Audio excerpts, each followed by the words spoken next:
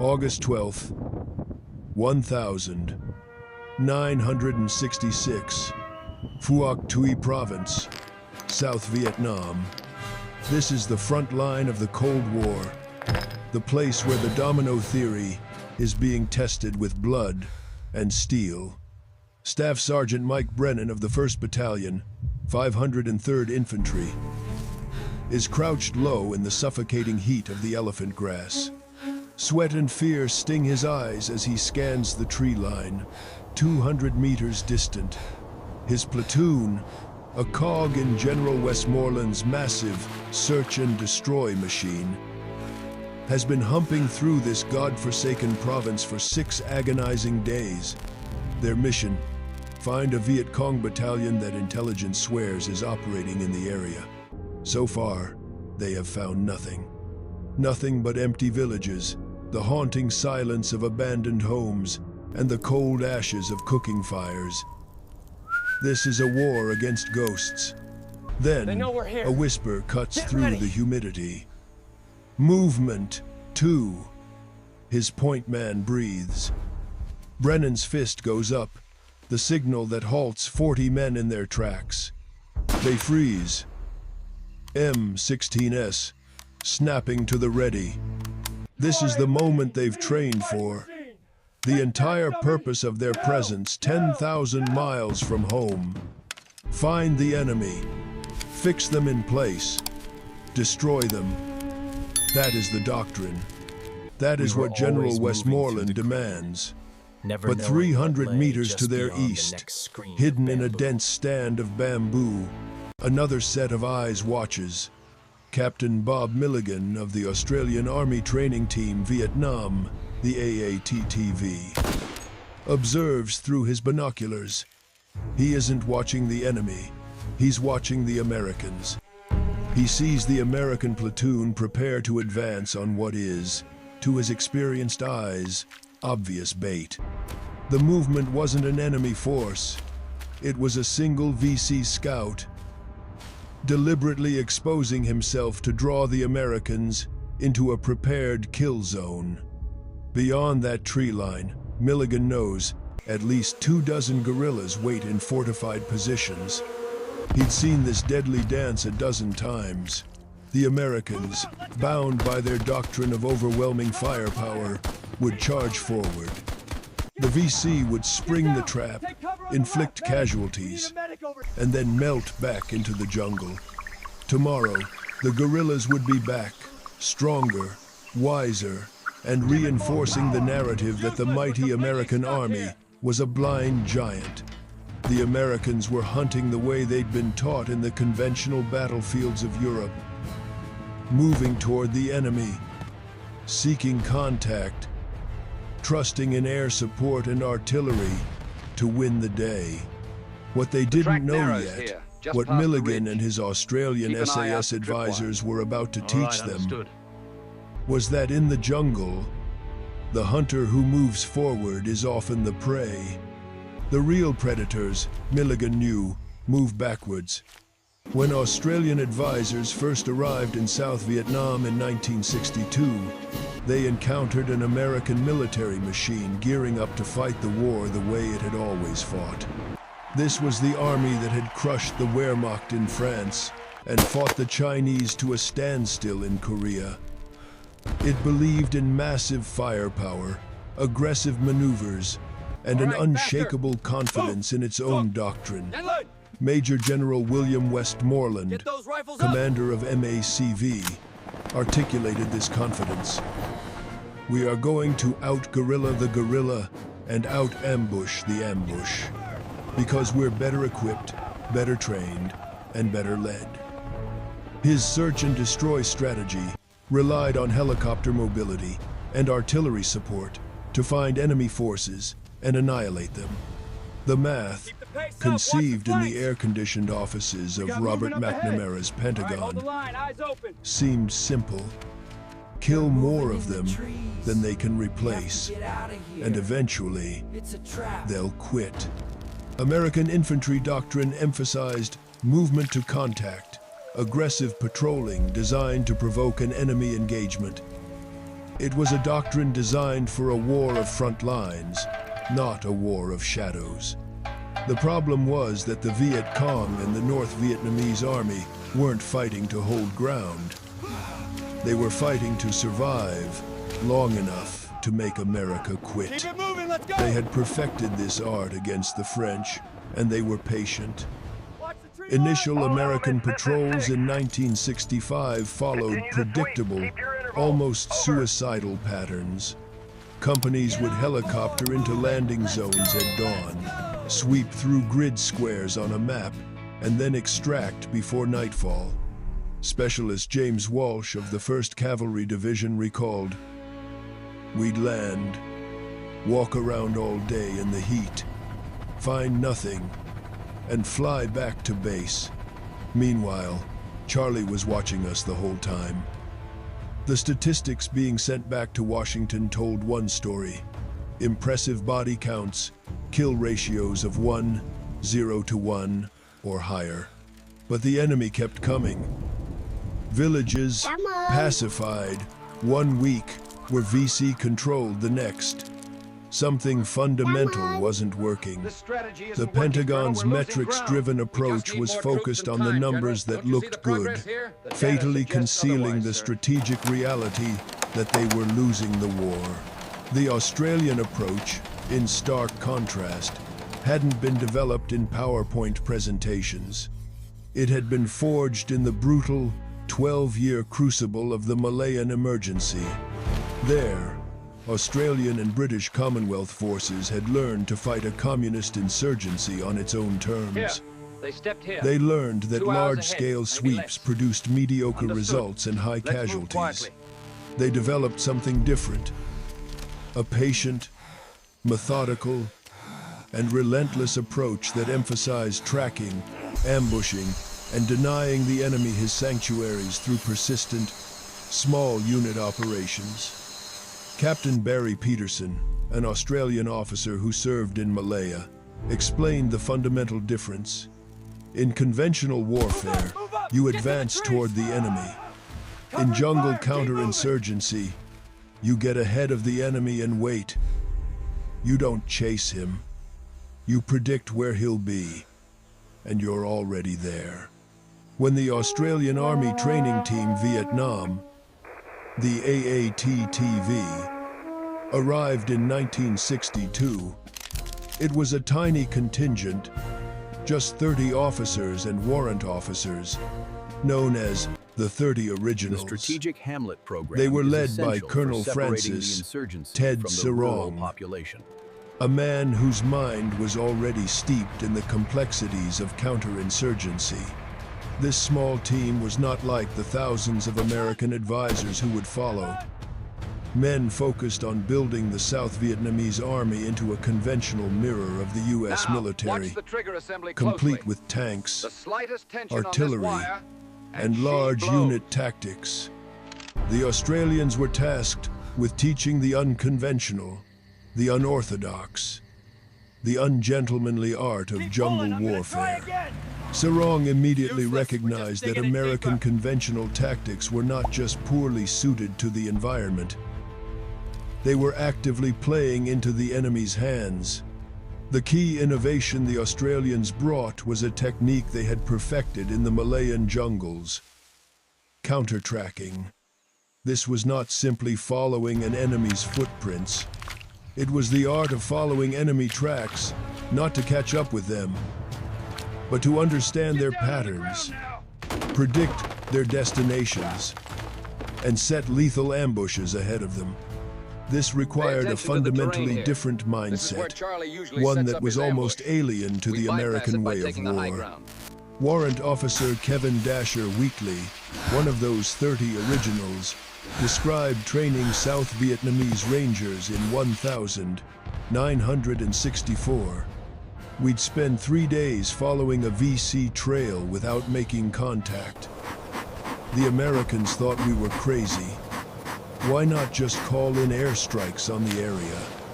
But we wanted to know where Charlie was going, what his routine was, when he'd come back. Once you knew that, you owned him. This technique demanded a patience that American commanders, under constant pressure from MACV headquarters to produce body counts and show progress on statistical charts, simply did not have, but it produced devastating results. Australian advised units in Phuoc Tuy province were achieving kill ratios of 2-0 to 1 or higher, while taking minimal casualties themselves. By 1966, when the first Australian Task Force, 1 ATF, deployed in strength with 4,500 troops, they brought this fully developed tactical system with them. They established a base at Nui Dat and began operations that looked nothing like the massive American search and destroy missions. Instead of large-scale sweeps, they sent out small teams, often just 5 to 7 men, on patrols that could last up to 2 weeks. These teams moved with agonizing slowness, sometimes covering less than a kilometer per day. Their primary mission was not to seek contact, it was to observe. Major Harry Smith, who would later command D Company at the legendary Battle of Long Tan, described the philosophy. The Americans wanted to find the enemy and destroy him immediately with maximum firepower. We wanted to find the enemy and watch him until we could destroy his entire unit at a time and place of our choosing. It's the difference between shooting one rabbit and understanding where the whole warren is. The Australian SAS squadron took this to its extreme. 5-man patrols would insert silently by helicopter, then spend up to 14 days deep in enemy territory, moving like ghosts, avoiding all contact unless they held an overwhelming advantage. Their casualty rates were astonishingly low, but the intelligence they gathered mapping trails, identifying base camps, understanding supply logistics, was strategically priceless. What made this system work was a different strategic understanding. In a war without front lines, intelligence was more valuable than an immediate body count. Patience was a combat multiplier that didn't show up in any of These Robert artifacts McNamara's aren't just relics spreadsheets. of the past. January They are 8, tangible links to the minds that shaped our world. 1967, near Suoida Creek. Captain Jim Hughes of Charlie Company, 4th Battalion, 503rd Infantry, was a frustrated man. He'd been in country for 4 months, running dozens of patrols, making sporadic contact, and tallying a respectable body count. But the VC in his area of operations seemed to multiply like mosquitoes. Kill 3, 5 more appeared. His men were well trained, but something wasn't clicking. That morning, Hughes sat in on a briefing by Captain Bob Grandin of the Australian SAS. Grandin's patrol had spent 11 days tracking a Viet Cong logistics unit through the exact same area where Charlie Company had been operating. "You've been walking right past them," Grandin said, laying out photographs of subtle tracks, disturbed vegetation, and trail markers the VC used. "You're moving too fast, making too much noise, and following predictable patterns. You can't pin this on They my hear you men. coming a kilometer away." Hughes Follow the bristled. protocol. "We're following doctrine," he said, defending his unit's use of proper noise discipline and staggered columns. "American doctrine works brilliantly in Europe," Grandin replied coolly. "But Charlie's not playing that game. Let me show you something." The next day, Grandin took Hughes and 2 of his platoon leaders on a joint patrol. For the first hour, they covered less than 300 meters. Every 10 minutes, Grandin would stop the patrol for 5 minutes of absolute, agonizing silence. He pointed out barely visible disturbances: a snapped twig at ankle height, discolored mud on the underside of a leaf, a stone turned over with its wet side up. A VC patrol, 8 to 10 men moved through here between 0300 and 0400 this morning, Grandin whispered. They're moving northeast, probably toward a cache site near the creek. Hughes was skeptical. How could he possibly know that? Grandin pointed to the tracks. Look at the depth. They're carrying heavy loads, rice or ammunition. The gate is purposeful, not tactical. And see this. He indicated a fork in the trail. They took the easier path. Men, under tactical conditions, take the harder path with better cover. Men on a logistics run take the faster route. Over the next 3 hours, Grandin tracked the VC patrol to within 500 meters of a concealed cache. Instead of attacking, he called in the coordinates and withdrew. 2 days later, an SAS team ambushed the cache site, killing 6 VC and capturing 3 tons of rice and weapons. 2, maybe 3. 0 friendly casualties. Hughes was converted. You weren't hunting them, he said, the realization dawning on him. You were hurting them. This realization that the jungle war demanded the skills of a patient predator, not a conventional warrior, began to spread, but only in isolated pockets, often through direct, personal contact with Australian advisors. On April 23, 1967, during Operation Ingham, Lieutenant Mike Berghoff, commanding 2nd Platoon, a company, Thanks, mate. 2nd Battalion, 503rd Infantry, was about to be deprogrammed and re-educated. His platoon was attached to an Australian operation, placed under Australian tactical control for the first time.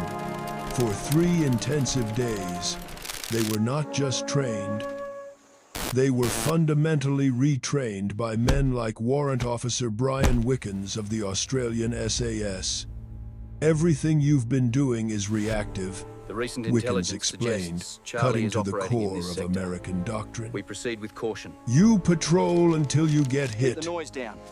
Then you You need to react take with the gear like this. firepower.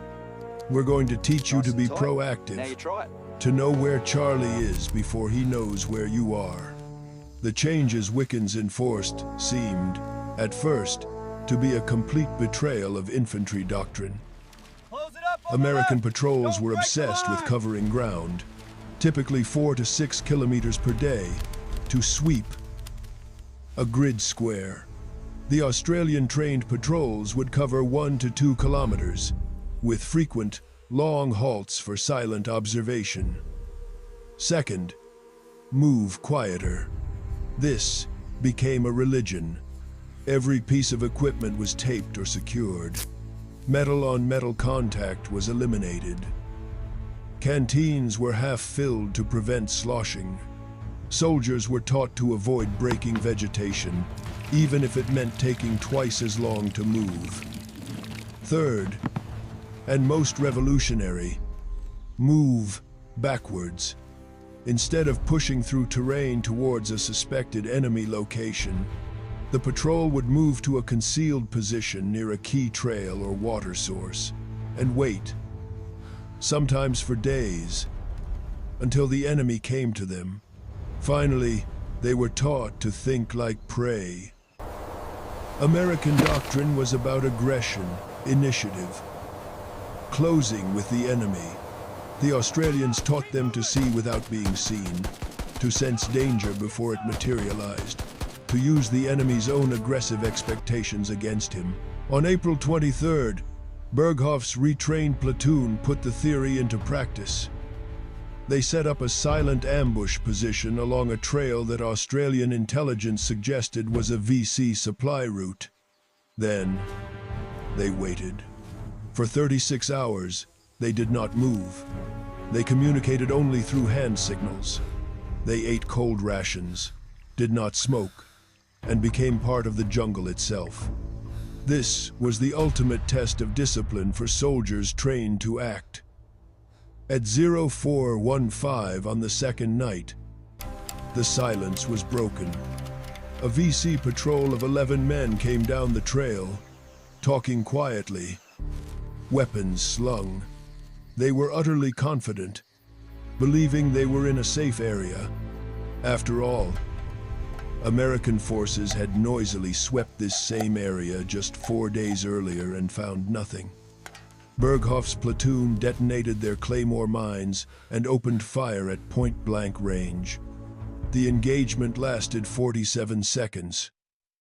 The result: 11 Viet Cong killed, including a company commander with maps and documents. American casualties, 0. We'd walked that same trail 5 times in the past month, Berghoff later wrote. Every time we pushed through, made noise, and Charlie faded away. This time we did it backwards. We got there first, got quiet, and let Charlie walk into us. It felt wrong, but it worked better than anything we'd tried before. These convert units began producing remarkable results.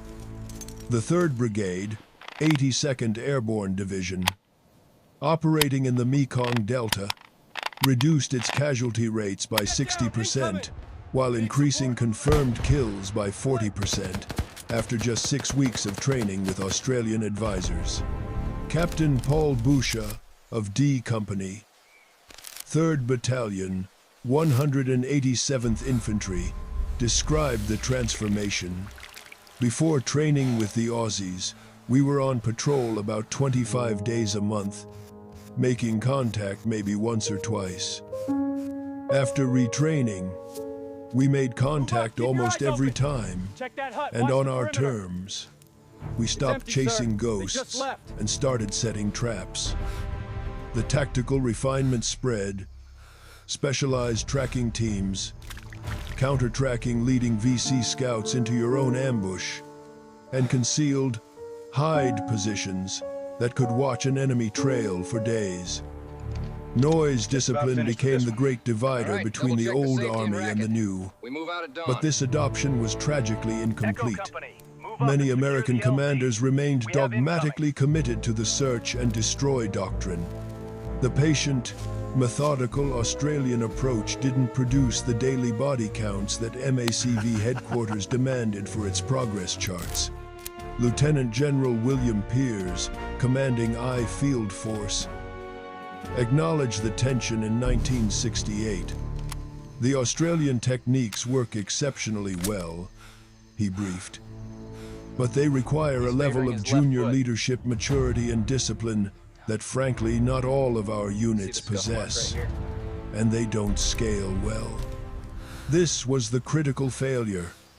The Australian method was an artisanal craft, reliant on highly skilled, long-serving professional NCOs. The American war machine, fueled by a draft and a 1-year tour system, was an assembly line.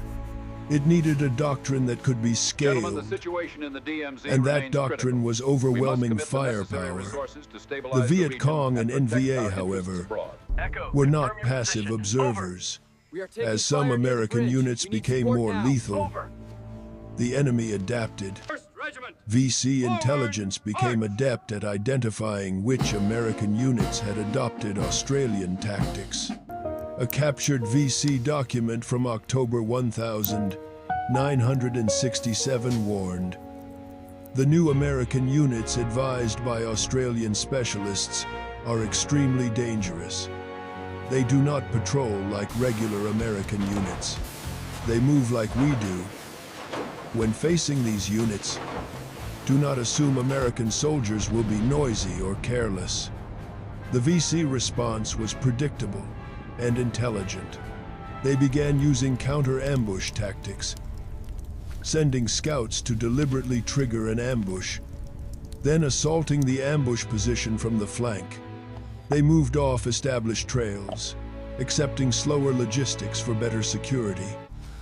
They laid sophisticated false trails to lead tracking teams into their own kill zones. And they increasingly moved at night, knowing that even the best-trained American units were less effective in the dark. Guan Van Than, a former VC company commander, later recalled, "We could usually tell within 15 minutes whether we were facing regular American units or the dangerous ones. Against regular Americans, we could choose when to fight. Against the others, we had to be much more careful, or they would catch us sleeping." The most dramatic, I can't help it. brutal This gear is heavy. validation of this doctrine had already occurred, even before most Americans had heard of it. Keep him there. August Move it. 18th, 1966, the Battle of Long Tan. This was not a patrol, it was a collision. D Company, 6th Battalion, Royal Australian Regiment. 108 men in total walked directly into a prepared position held by an estimated 2,500 Viet Cong and NVA troops. By every metric of conventional military logic, D Company should have been annihilated. A footnote in a history of tragic ambushes. They were outnumbered 2-3 to 1, caught in the open during a monsoon storm, and cut off from reinforcement. But Major Harry Smith's company did not fight conventionally. They did not panic. They did not attempt a futile withdrawal. They established a tight defensive perimeter in a rubber plantation and waited. They created overlapping fields of fire, husbanded their ammunition, and met the enemy's human wave assaults with precise, aimed fire, not panicked bursts. Supported by devastatingly accurate artillery, they held for 4 hours. When it was over, D Company had suffered 18 killed and 24 wounded. Grievous, but a miracle. The enemy left 245 confirmed dead on the field, with estimates of hundreds more wounded. Long Tan was a tactical masterpiece. It proved that superior training, fire discipline, and tactical composure could shatter an overwhelming numerical advantage. By late 1967, the American units that had fully integrated these lessons were achieving results that seemed impossible. The 173rd Airborne Brigade, after working extensively with Australian advisors, reported kill ratios averaging 1:8 to 1, tripling their previous performance. More importantly, their casualty rates from ambushes dropped by 70%.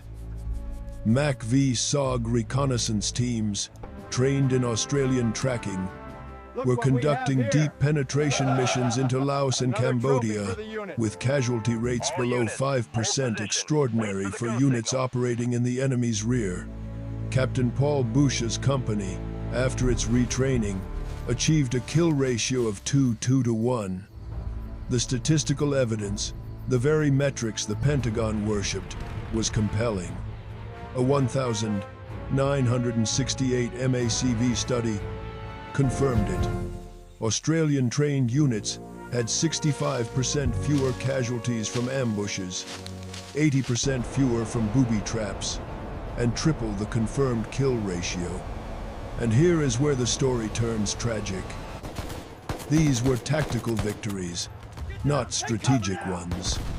Individual companies became masters of jungle warfare, but the war's fundamental dynamic, a conventional military attempting to defeat a revolutionary insurgency through attrition, remained fatally unchanged. Then came January 30th, 1968, the Tet Offensive. As a military operation, Tet was a catastrophe for the Viet Cong. They suffered an estimated 45,000 casualties and failed to hold a single objective. American and Australian trained units performed exceptionally, annihilating the VC units that attacked them. But Tet revealed the war's central political truth. Tactical effectiveness meant nothing. The American military was extraordinarily good at killing, but the enemy kept coming.